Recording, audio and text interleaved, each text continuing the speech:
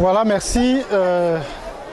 C'est un honneur de prendre la parole à la fin de cette messe pour dire en résumé ce que nous avons dit dans l'homélie de la messe. Que, comme on dit en langue, fou pissie, fou me sessie, bichuma fou me bissie, fou ndinde ma fou tanvou, me sien tomi.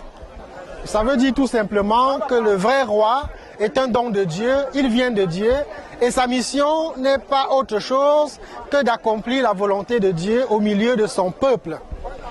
Et le rôle de l'Église, notamment l'Église catholique, ce n'est pas d'entrer en guerre contre les traditions des peuples, mais c'est d'accompagner les peuples à aller à la rencontre de Dieu, aller à la rencontre du Sauveur Jésus-Christ. Et c'est ce que nous sommes venus faire aujourd'hui précisément.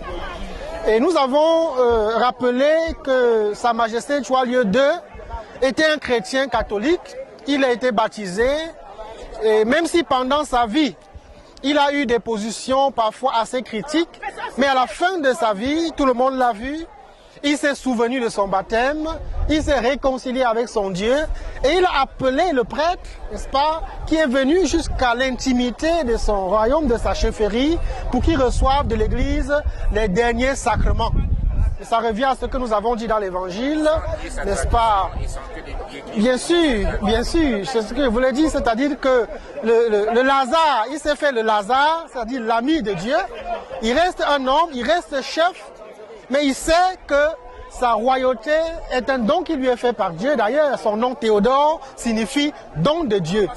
Et que même si il a eu pendant sa vie des propos ou des critiques, mais il n'oublie pas qu'en tout, à la fin de tout, c'est Dieu qui l'a envoyé en mission et qu'il n'avait autre mission que d'accomplir cette mission que Dieu lui a donnée. L'Église n'est pas, n'est-ce pas, en guerre contre les traditions des peuples. Ça, il faut le savoir.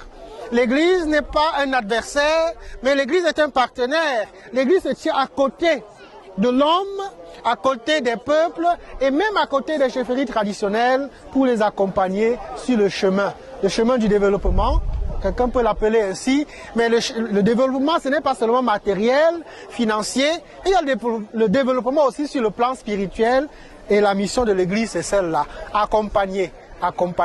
Donc nous prions pour que ce qui a été ainsi commencé, que cela puisse continuer, et que le nouveau roi sorte du cœur même de Dieu, et qu'il ait la mission de pacifier, de rassembler et de conduire selon la volonté de Dieu. Merci.